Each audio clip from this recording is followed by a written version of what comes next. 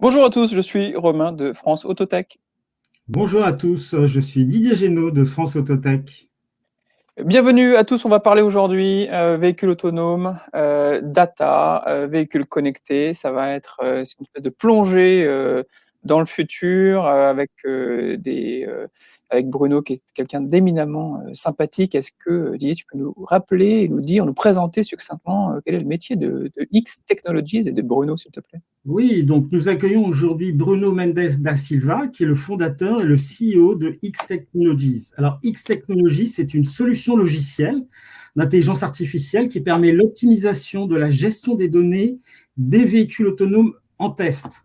Alors concrètement, c'est un outil de productivité pour les équipes de R&D qui travaillent sur ce domaine, ce qui augmente la qualité des datas utiles pour améliorer l'intelligence artificielle tout en réduisant les coûts. Très bien. Alors effectivement, chez France Autotech, on a environ 75 startups. Une des verticales, c'est le véhicule autonome. X est une des étoiles montantes de ce secteur. Donc on est ravis d'accueillir Bruno. Bienvenue Bruno. Bonjour Didier, bonjour Romain et bonjour à toute la communauté de France Autotech. Eh bien écoute, bienvenue à toi. Est-ce que très rapidement, on va rentrer dans le vif du sujet. Encore une fois, ces podcasts, là on est le 5e ou le 6e épisode, ont pour vocation d'être très bienveillants à l'égard des startups. L'idée, c'est vraiment de rentrer dans le détail un peu de ta boîte, de cette genèse. Donc, est-ce que tu peux nous dire, voilà, toi et ton équipe, quel est le problème que vous résolvez et comment est né X Technologies? Alors je vais commencer à comment est né X Technologies, ça va permettre de donner un peu plus de contexte sur mon profil aussi. Moi je suis un subdeco comme on disait avant, donc quelqu'un qui a fait une école de commerce et j'ai très rapidement à la fin de mes études monté une première boîte dans le véhicule électrique il y a 8 ans. Et en fait, je suis arrivé progressivement sur le véhicule autonome avec des conversations que j'ai eues avec des industriels et où je me suis dit que justement, les problématiques d'un véhicule aujourd'hui étaient beaucoup plus grandes que simplement la pollution. Il y avait les accidents, les embouteillages, le parking, le partage des trajets, etc. Et ça m'a vraiment inspiré à essayer de pousser le schmilblick un peu plus loin et rentrer dans le secteur du véhicule autonome. Vu que je ne suis pas forcément un ingénieur et que c'est un domaine très, très tech, j'ai dû m'entourer justement d'une équipe de cofondateurs qui était du niveau de l'ambition que moi je pouvais avoir pour ce nouveau projet. Et j'ai réussi à convaincre Arnaud de Lafortelle, qui est un chercheur en robotique et plus précisément en véhicule autonome depuis plus de 20 ans et qui dirige aussi le centre de robotique de l'Université des Mines. En plus de Arnaud, j'ai réussi à convaincre un ami qui s'appelle Étienne Goutan, qui lui était en banque privée à Monaco. Donc voilà, c'était une manière de rééquilibrer entre mon profil entrepreneurial, le profil technique d'Arnaud et le sien, qui est un profil beaucoup plus finance. Et basketteur. Et basketteur, un peu aussi. Basketteur. Et basketteur, pour pouvoir avoir une équipe vraiment équilibrée et calibrée pour faire en sorte que cette solution soit un succès. Ensuite, du coup, le problème que nous, on essaye de tacler aujourd'hui avec notre solution, c'est que dans le véhicule autonome, c'est principalement de l'intelligence artificielle. C'est un véhicule avec un cerveau pour imager. Et en fait, cette intelligence artificielle a besoin de données pour pouvoir apprendre et ensuite pouvoir prendre des décisions. Et dans les secteurs traditionnels de l'IA, on disait beaucoup qu'il y avait plus on a de données, mieux c'est, parce que si on a beaucoup de données, on a forcément de la bonne donnée. Mais le problème avec le véhicule autonome, c'est que avec le temps, on a rajouté de plus en plus de capteurs pour renforcer la sécurité et la précision des détections, ce qui fait qu'on a généré beaucoup de données, mais beaucoup de données dans le véhicule autonome, c'est vraiment beaucoup, beaucoup, beaucoup, beaucoup. On parle en pétaoctets par véhicule, et ça, c'est vraiment pas gérable de la même manière que les autres applications d'IA. C'est pour ça qu'en fait, en avançant dans le secteur, on a besoin d'outils qui soient calibrés pour pouvoir optimiser justement au maximum la captation de ces données-là pour passer de pétaflops à des gigabytes et des gigaoctets, pardon. Et ces gigaoctets, ça permet vraiment de travailler sur les données les plus importantes. Donc nous, en gros, ce qu'on fait, c'est qu'on dit, il y a une industrie qui essaie d'aller en production, de faire en sorte que la technologie soit adoptée. Pour ça, il y a besoin de données. Aujourd'hui, comment on est organisé, il y a beaucoup trop de données. Donc, nous, on va les aider, les accompagner dans leurs tests à récupérer la bonne donnée pour que ça coûte moins cher en stockage, que ce soit plus simple à traiter et que ce soit beaucoup plus utile pour faire de l'IA. Donc, voilà, on est vraiment un enabler, comme on dirait en anglais, et un facilitateur pour pouvoir améliorer l'IA, quoi. Donc, c'est un peu le problème et en même temps un peu la solution que nous, on apporte sur ce secteur. D'accord. Et qui sont vos clients, alors, clients actuels ou potentiels? Est-ce que ce sont des constructeurs automobiles, des opérateurs télécoms, des équipementiers ou d'autres acteurs? Alors, pour être très précis, le véhicule autonome, c'est une niche aujourd'hui dans le grand secteur qui est la mobilité et l'automobile. Et dans cette petite niche, il y a quand même un pool d'acteurs qui s'est créé ces 15 dernières années. En tête, Waymo, la filiale voiture autonome de Google. Et en fait, on appelle ça les pure players. Donc, les pure players, c'est ceux qui font que le logiciel de conduite autonome qu'on va mettre dans les véhicules. Donc, il y a une centaine de boîtes aujourd'hui réparties entre les États-Unis, l'Europe et l'Asie. Donc, ça fait une centaine de premiers clients, on va dire, potentiels premiers clients pour nous. Et ensuite, après, vous avez toutes les personnes qui travaillent justement sur le véhicule autonome, dont ce n'est pas forcément la première application. Typiquement, un constructeur automobile, un équipementier de rang 1, type Valeo, Faurecia, Bosch, pour ne citer que. Et après, vous avez, dans un troisième temps, les personnes qui font des applications pour le véhicule autonome, mais ce n'est pas forcément du pur véhicule autonome. Typiquement, Here Technology qui va faire de la cartographie, Siemens qui va faire des outils, des solutions de recording de data, Cisco qui va faire des solutions de communication entre véhicules. En fait, c'est des personnes qui viennent s'insérer sur la chaîne de valeur sans forcément la couvrir en intégralité. Et nous aussi, à travers notre solution, on peut leur apporter de la valeur en leur permettant d'avoir accès à des données pour améliorer justement leurs produits à eux. Donc, en gros, c'est vraiment les pure players que tout le monde ne connaît pas vraiment, mais on sait tous que Google, voilà, pour citer les plus prestigieux, il y a aussi des petites boîtes qui font ça. Et après, c'est toutes les personnes du monde automobile, assez logique parce que le véhicule autonome, c'est le secteur automobile. Et ensuite, après, c'est toutes les personnes sur la chaîne de valeur qui appliquent des solutions et qui peuvent potentiellement bénéficier d'une meilleure captation de données. Ah, très bien. Alors, Bruno, je sais qu'on t'a reçu sur Autotech Disruption et où tu avais notamment Anne-Marie Hydra qui était en face de toi, qui s'occupe et qui chapeaute la filière autonome en France. Et à un moment, j'ai adoré un de tes passages parce que tu évoquais, tu disais, voilà, je vais mettre les pieds dans le plat. C'est bien et beau, effectivement, de pouvoir réfléchir à ces sujets-là, sauf qu'on se rend compte qu'aux US et en Asie, le sujet du véhicule autonome est traité par les boîtes de tech, alors qu'en Europe, ce sont les acteurs historiques, notamment les constructeurs historiques, les équipementiers historiques qui leadent ce sujet, qui traitent de ce sujet-là. Et finalement, on est sur un sujet tech. Donc, qui va arriver à franchir la ligne en premier, quoi? C'est ça, un des sujets. Est-ce que tu peux un peu nous expliquer ça? Tu évoquais le fait que tu avais des contacts dans la Silicon Valley, beaucoup plus qu'en Europe. Parce que tu es vraiment au cœur finalement de cette notion de data, quoi. Est-ce que tu peux nous détailler un peu ça? Ouais. Alors, il y a deux dynamiques. Il y a une dynamique historique du véhicule aujourd'hui, du secteur automobile, et il y a une dynamique, très technologique. Parce qu'en fait, le véhicule autonome, c'est l'alliance d'une plateforme automobile et d'une intelligence artificielle qui est du coup du logiciel très, très, très, très, très poussé. Et en fait, le marché du véhicule, en général, c'est plus d'1 milliard de véhicules sur Terre. Et les gens aujourd'hui qui sont leaders leaders sur les sujets de mobilité, on s'attendrait à ce que ce soit les constructeurs automobiles, mais aujourd'hui, c'est les GAFAM. Pourquoi? Parce que eux, ils ont exploré tous les sujets, que ce soit les appareils connectés à la maison, les appareils mobiles, Internet.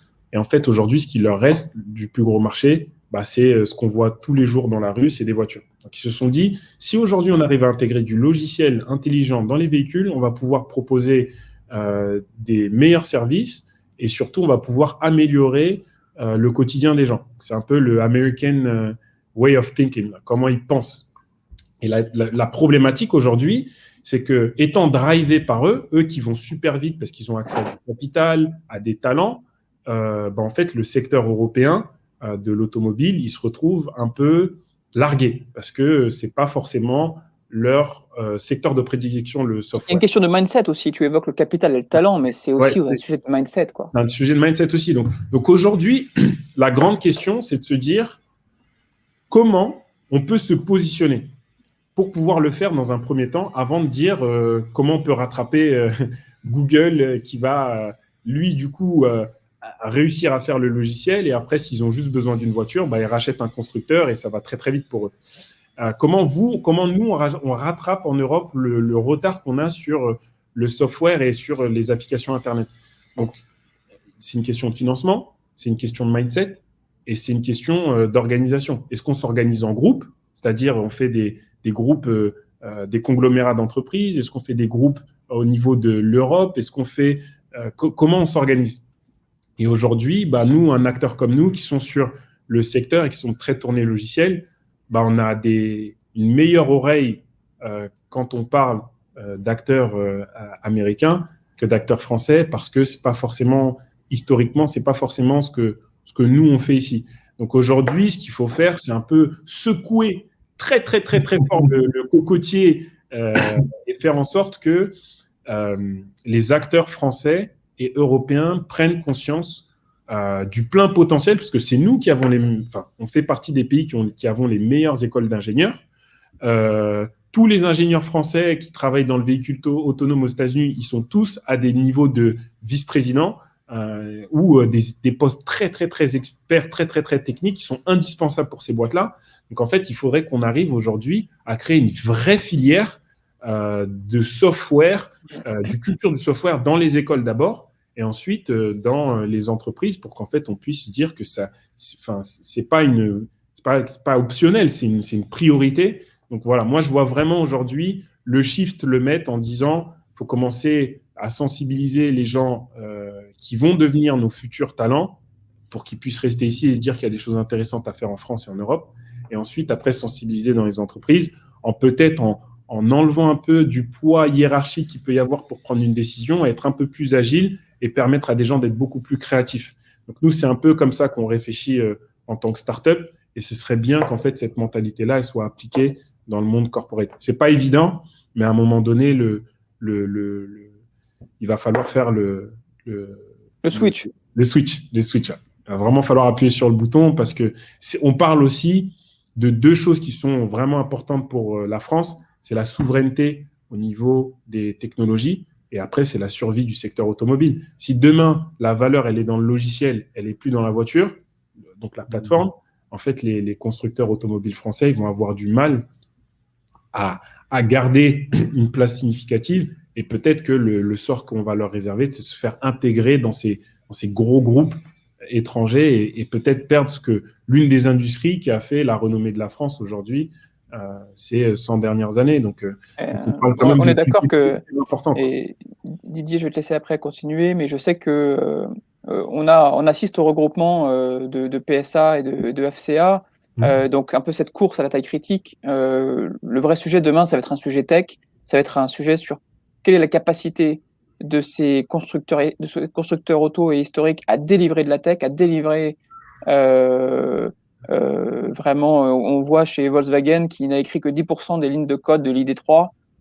C'est à mon avis effectivement un vrai sujet, et c'est pas en se regroupant entre eux ou c'est pas j'allais faire une mauvaise comparaison, mais le sujet c'est pour un retailer, c'est d'acheter des gens qui font de la vente en ligne, quoi. C'est pas d'acheter d'autres retailers. Enfin, je trouve que ces moves là sont des moves d'un autre temps. Alors il faut le faire parce qu'effectivement il y a une course à la taille critique, et puis il y a des marchés très complémentaires, et parce que c'est des économies d'échelle importantes. Le vrai sujet, c'est comment tu changes de métier. C'est pas comment tu rachètes ton concurrent historique. Voilà. Didier, tu avais une question, je crois, qui te brûlait la langue. Oui. Alors Bruno, merci d'évangéliser en France sur l'avenir de la voiture autonome. Hein, c'est important.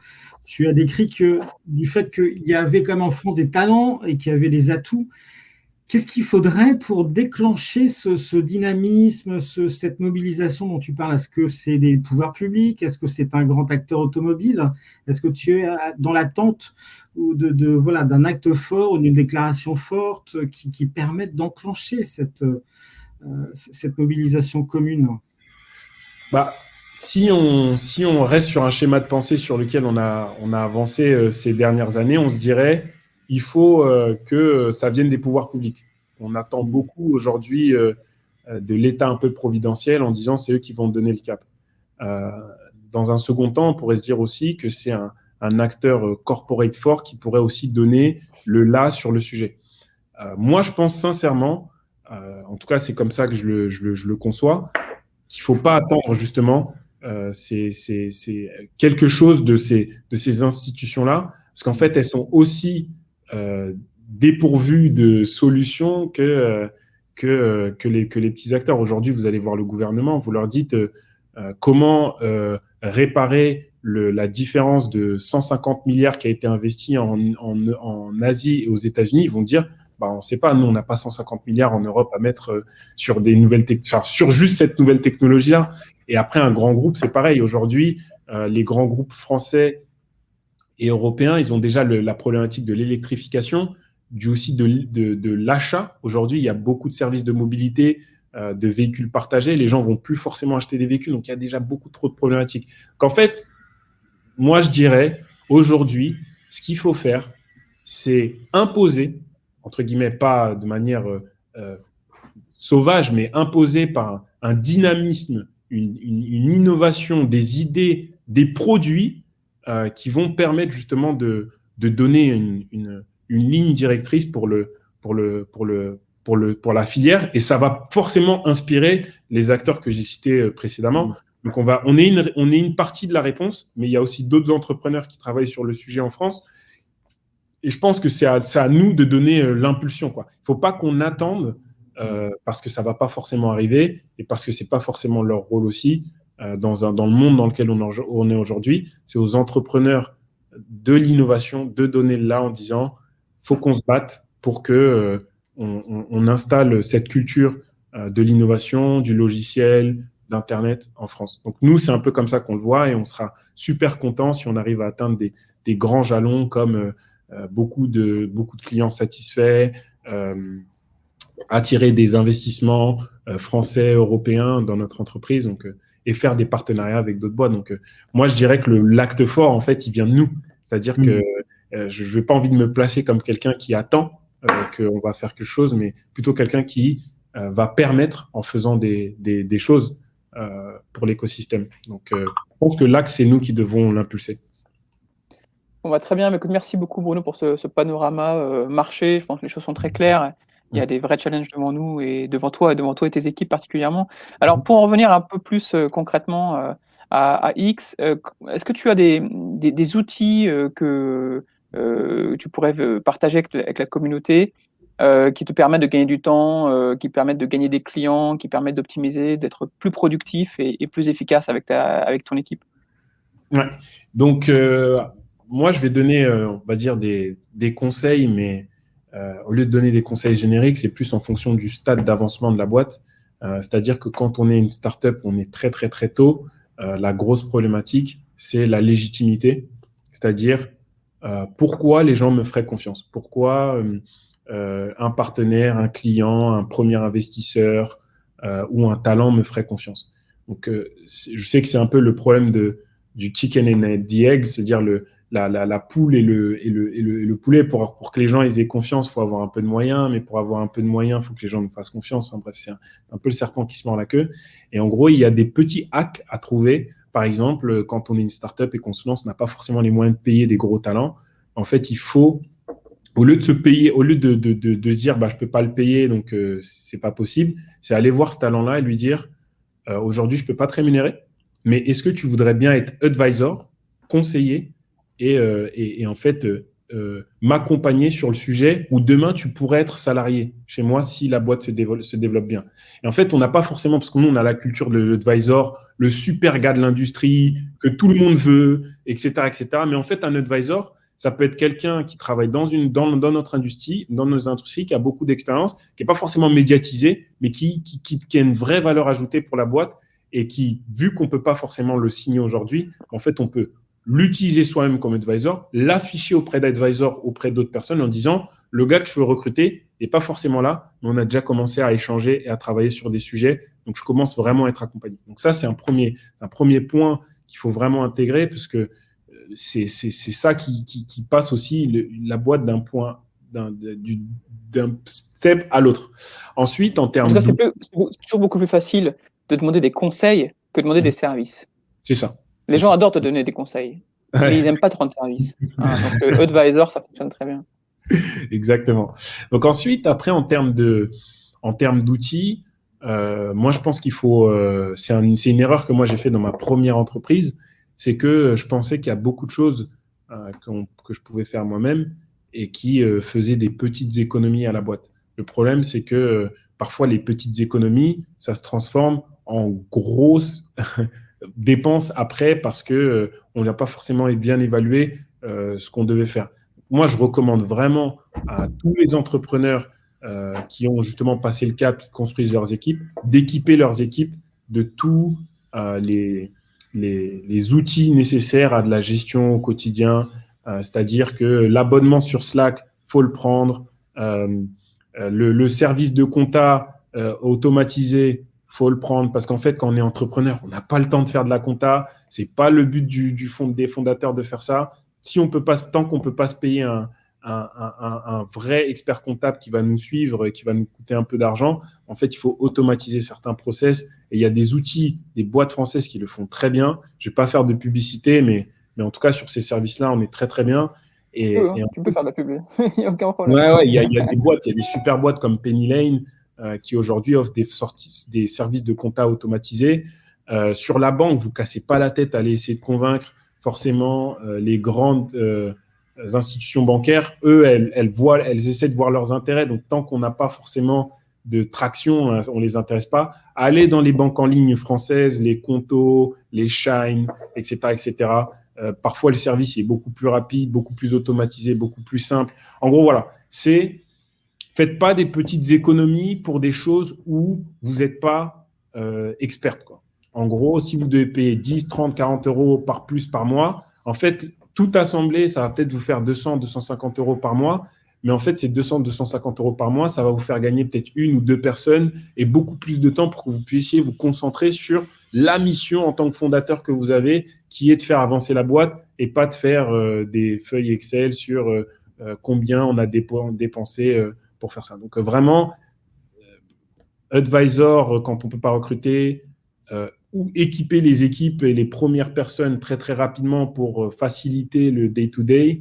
Et ensuite, après, il faut parler de votre idée au maximum, quoi. Moi, le conseil que je donne à tout le monde, c'est sortez et allez parler à tout le monde. Parce que l'idée que vous avez, malheureusement, ça ne va pas forcément être le produit que vous allez vendre in fine, comment vous l'avez pensé. Et ce n'est pas forcément ce premier produit, ce n'est pas peut-être celui-là qui va faire votre succès.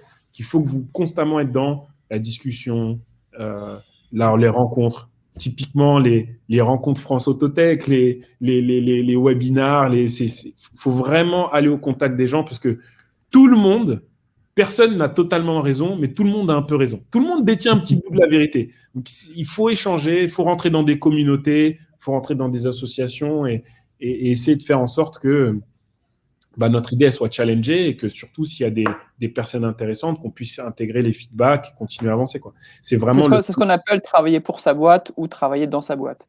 C'est ça. Il faut travailler pour sa boîte et ne pas perdre de temps sur des sujets opérationnels qui nous bouffent, qui sont time consuming, quoi. Exactement. Donc voilà, moi, si j'avais vraiment des messages à faire passer, c'était sur la capacité à trouver des gens avec qui on va travailler. C'est très difficile.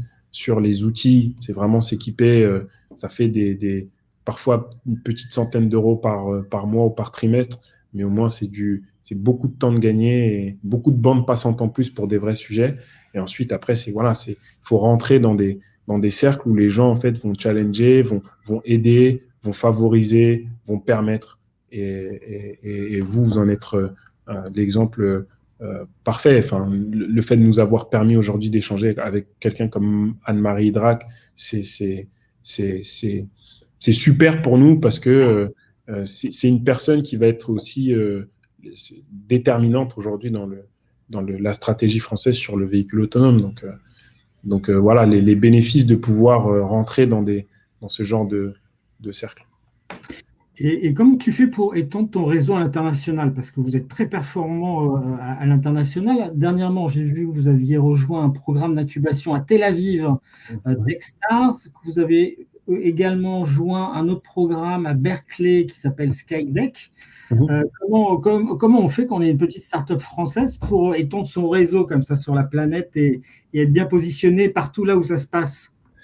Bah c'est simple. Le premier élément, c'est un élément d'état d'esprit. Je pense qu'aujourd'hui, on est super bien accompagné en France. Il y a beaucoup de structures pour accompagner, mais on est quand même dans une économie de marché globale. Aujourd'hui, quand vous vendez du digital ou de l'innovation, vous le vendez à la terre entière.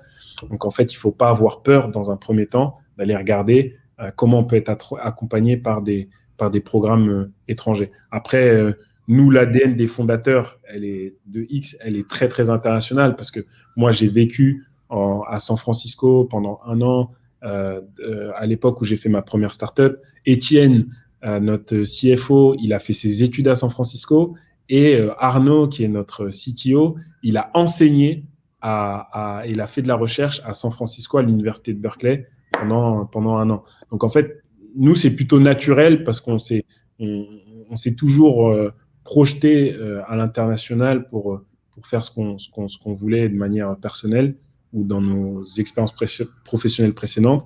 Et c'était logique pour nous d'aller voir ce qui se passe ailleurs. Mais pour des gens qui n'ont pas forcément ce parcours international, il faut aujourd'hui, il faut entre guillemets s'intéresser à comment on peut se faire accompagner. Il y a des super programmes à Berlin, à Londres, aux États-Unis. C'est pas forcément que les États-Unis, mais voilà quoi. Et après, pour être prêt pour faire ça, bah c'est pareil. Hein, il faut essayer de participer à des événements. Aujourd'hui, c'est beaucoup d'événements en ligne, donc c'est plus simple aujourd'hui. Quand vous aviez des événements à San Francisco ou à New York qui étaient en physique, bah, si vous n'étiez pas là-bas, vous ne pouviez pas y participer. Mais aujourd'hui, participer à un événement qui est basé avec une audience internationale dans tel ou tel pays, c'est hyper facile. Et en fait, il y a des sites comme Eventbrite qui est Eventbrite créé par un Français d'ailleurs, qui recense justement tous ces événements-là. Donc voilà, quoi. Faut pas se mettre de barrières et il faut se donner la chance aujourd'hui de candidater. Parce que je sais que les candidatures aussi, c'est super long. Hein. Quand on candidate pour Techstars, c'est un gros dossier. Ensuite, c'est 5 interviews, une interview par semaine pendant 5 semaines avec des VC, des ingénieurs, des entrepreneurs qui vont vous challenger, qui disent mais pourquoi tu veux faire ci, pourquoi tu veux faire ça. C'est hyper long, c'est hyper compliqué, mais après, c'est une fois qu'on est sélectionné. Par exemple, nous, Techstars, c'était 500 startups qui ont postulé et on a été 10, on fait partie des 10 derniers. D'accord. C'est quand même un bel accomplissement quand on voit le taux d'acceptation. Et pour Skydeck, c'est des milliers d'applications. Et aujourd'hui, nous, on se retrouve dans le top 20. Dans le top 20. Donc, c'est pas facile, mais tant qu'on n'a pas essayé, en fait, on peut pas savoir. Donc, je recommande vraiment aux startups de France Autotech et au-delà d'aller regarder ce qui se fait à l'étranger, parce que c'est plus facile de connecter avec un marché quand on passe à travers un programme comme ça, plutôt que d'arriver avec son sac comme ça en disant j'ai ma tambouille à vendre, qui veut l'acheter.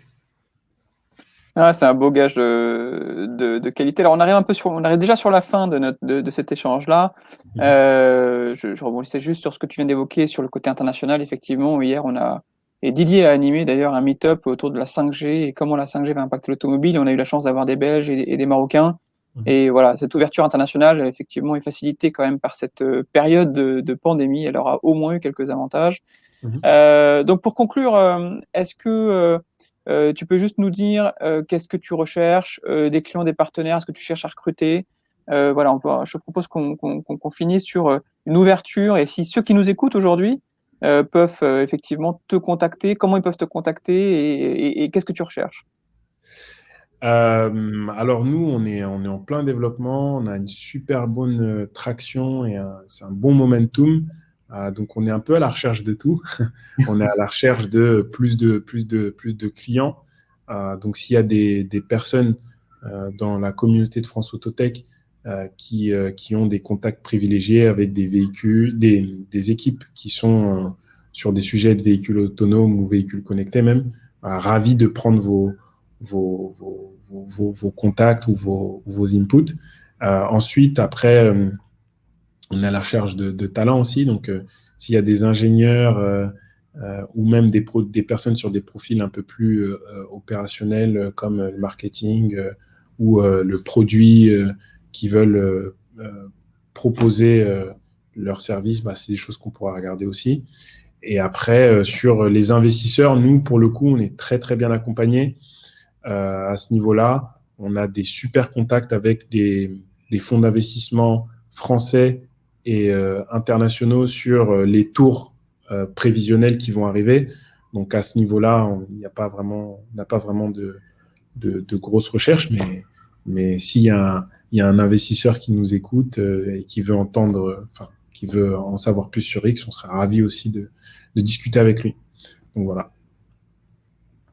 Voilà, avis aux amateurs, s'il y a des financiers, essayez X Technologies et éventuellement, ils seront attentifs à vos demandes. Un grand merci Bruno là, pour ce voyage à travers l'aventure de X Technologies, et je vous dis tous à bientôt pour un prochain épisode de ce podcast.